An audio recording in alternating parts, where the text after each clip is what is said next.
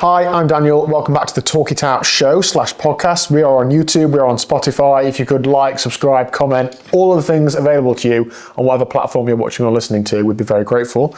This is Dan from UK BikeFit. Dan, thank you for having me. Good afternoon. Thank you. Afternoon. Okay?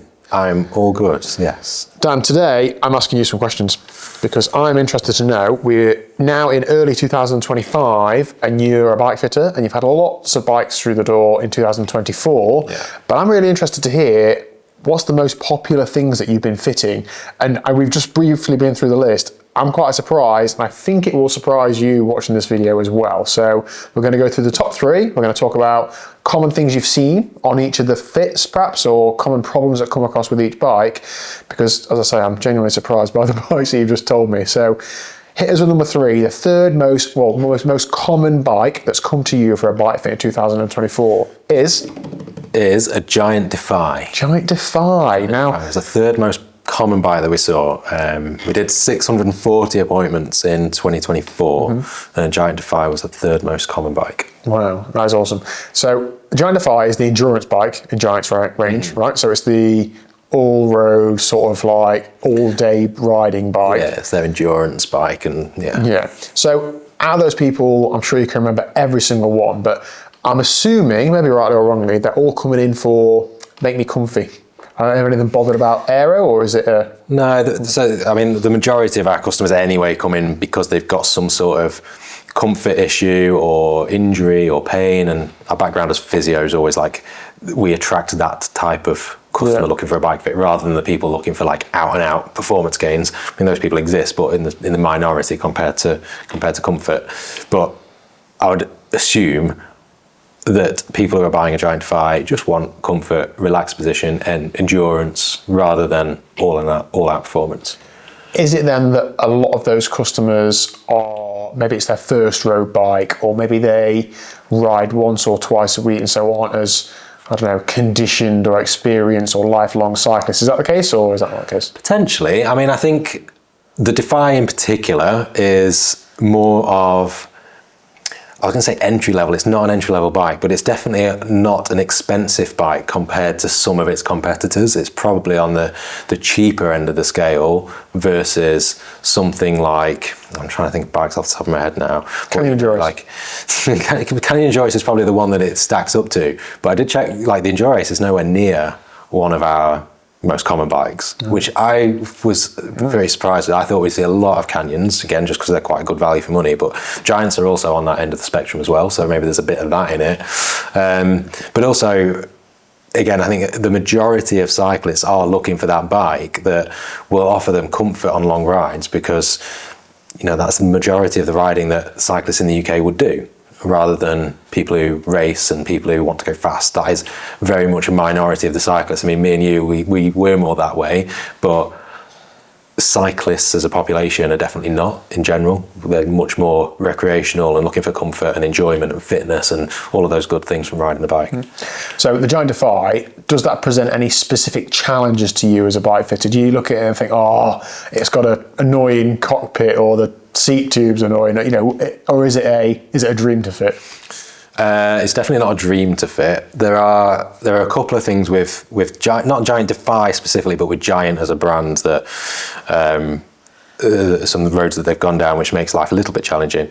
One of the main things, and Canyon sit on the spectrum as well, they have an 1.25 inch diameter steerer tube.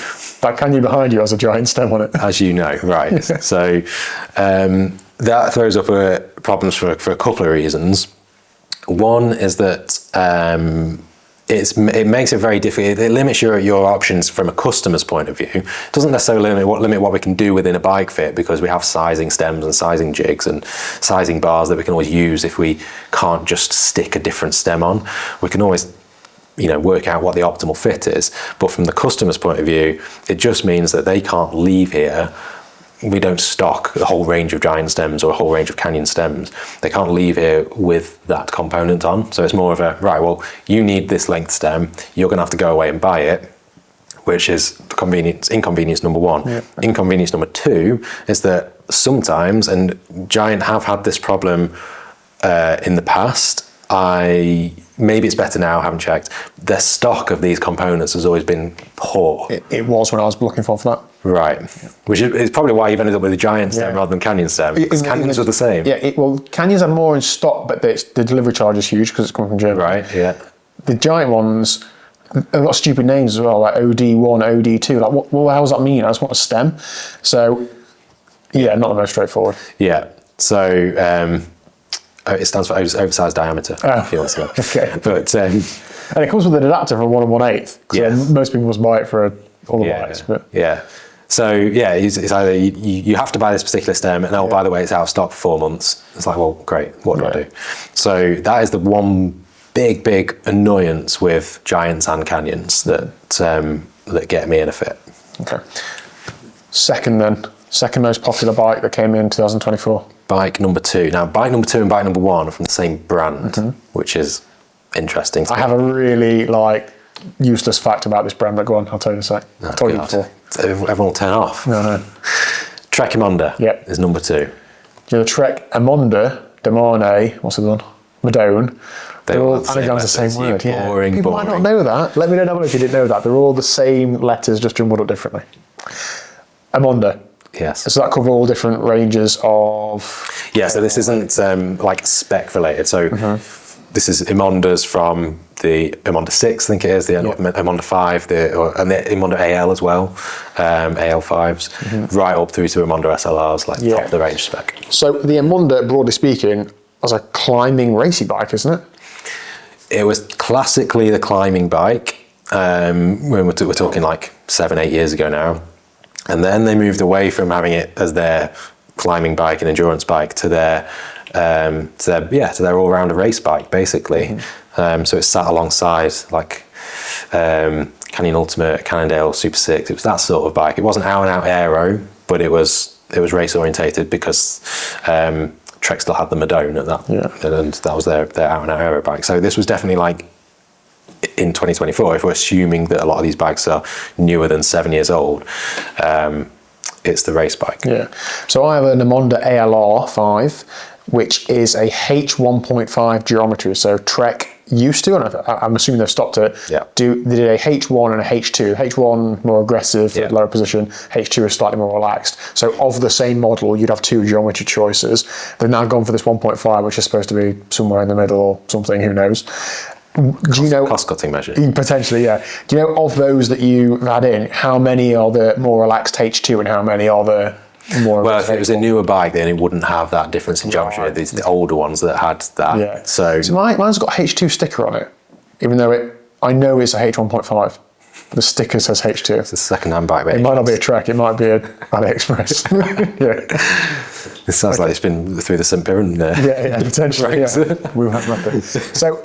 The sort of clients you've had then in on the Emonda, what bigger proportion are coming in to say I'm racing this bike, or I'm riding on fast group rides, or how many are in the same camp as the Giant Defy of I've got a bit of a pain, make me comfy, I'll just ride this bike for the enjoyment. So this bike in particular is definitely more of an all-rounder rather than the Defy. The Defy could be classed as that, but you probably wouldn't see it in a race, whereas you would definitely see the Trek Emonda in a race. But it's also got that sort of lightweight-ishness about it, aero-ness about it. Can still take a fairly wide tyre, so it can sort of do everything.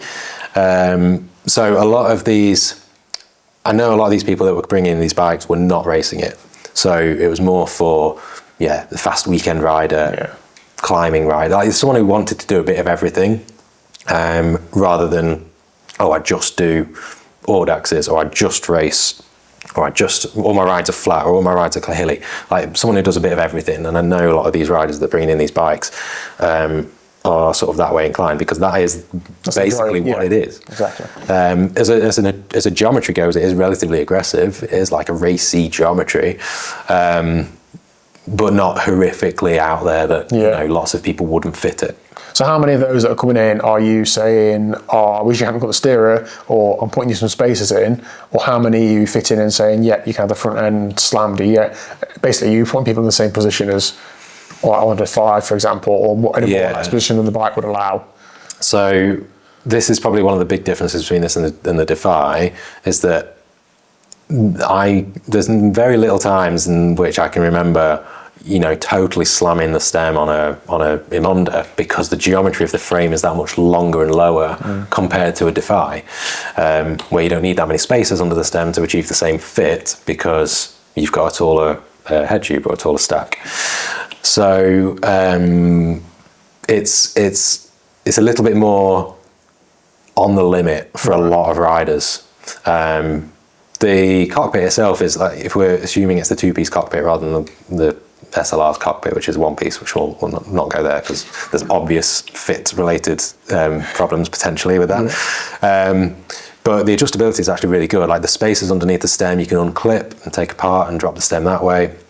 So you can adjust it without having to take the hoses off. If you wanted to chop the top off the steerer and make it flush on top, obviously you need to then disconnect the hoses and hydraulics just like you would with any other integrated cabled bike. But actually it's quite an adjustable solution if you want to hide the cables away.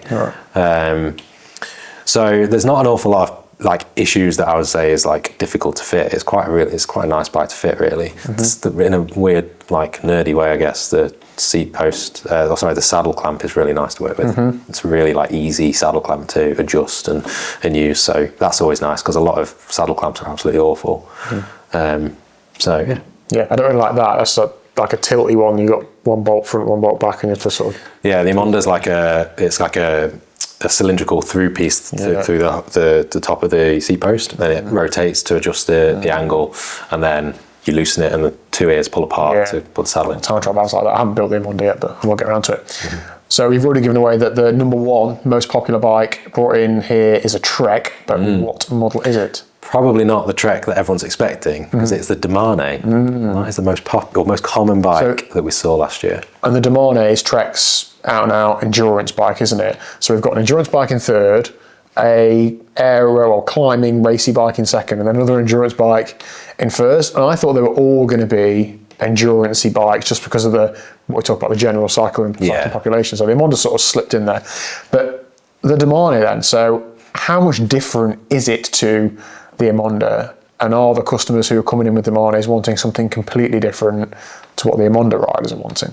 Yes, it's really different. It's a totally different bike from the same brand, obviously. So that's good, isn't it? That's good. They actually make an endurance bike a lot different to the racy bike. It should be. Otherwise, there's just too much overlap from a brand and business perspective. There's too much overlap in your products, and then I think you really need to, especially now, you really need to differentiate what this bike is for, because for so long, like we've had, and we still do have like a huge overlap now with gravel, with road bikes. You can fit wide tyres in road bikes, so why would you need a gravel bike? So, and if you want to ride gravel, why don't you just get like 50mm tyre clearance? Like, there's still a bit of overlap there, but again, with the Domane, it's very different in terms of geometry and fit. It is probably one of the most relaxed geometry road bikes that we work with.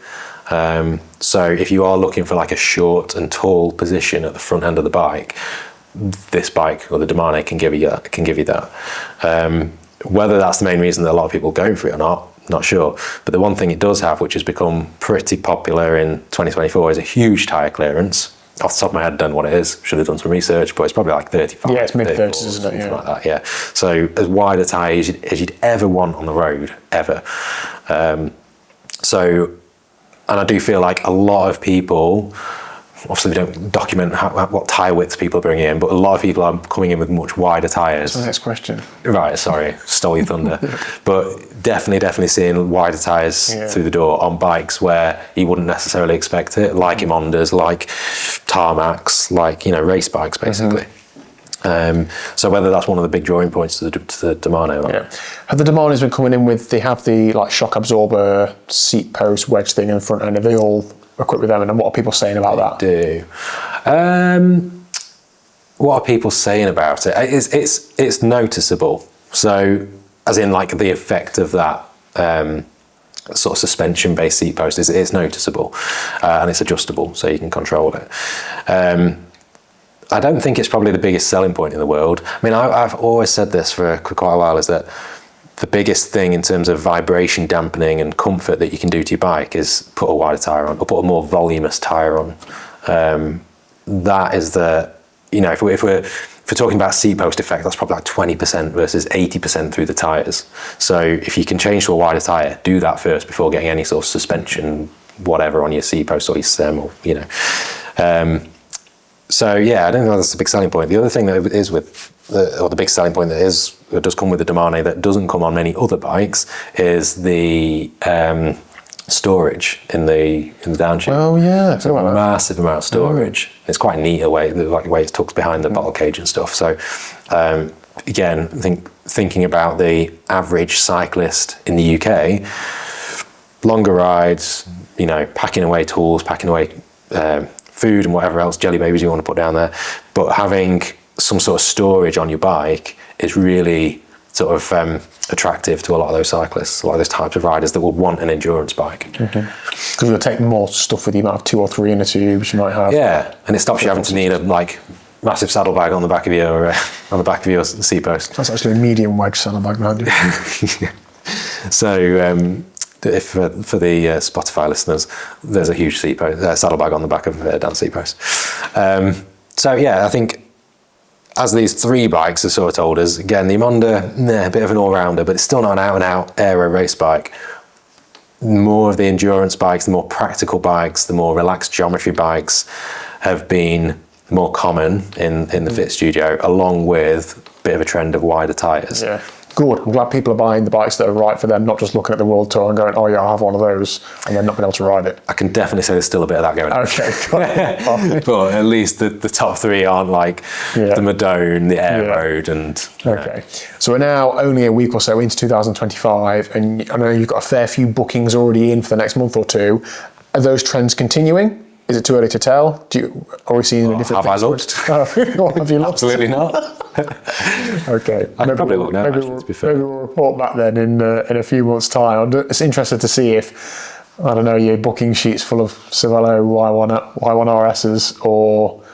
I think the one thing I was surprised not to see, and we still have had a lot of these in, maybe the brands or the models have been very different, is gravel bikes.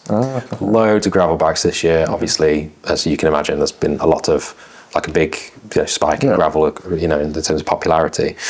But I am just looking down the 2025 list now, so we can see into the future, and I'm seeing 4 Specialized Roubaix already. Endurance, relaxed geometry, suspension on the front end, isn't it? Lots of gravel bikes. We've got Scott Addict gravel, Genesis gravel, Felt Breed, which is a gravel bike, an e-bike in there. Yeah, that's cool. Sonda Camino, like lots of gravel bikes. So very good. Maybe in 2025, we'll have to do this video again in a year and see if a gravel bike can make it into the top 3 of our most common bikes. Yeah, that'd be awesome. Okay, interesting. Let us know what you think down below, but I was definitely surprised by that, so thanks for sharing, Dan. You're welcome. See you later.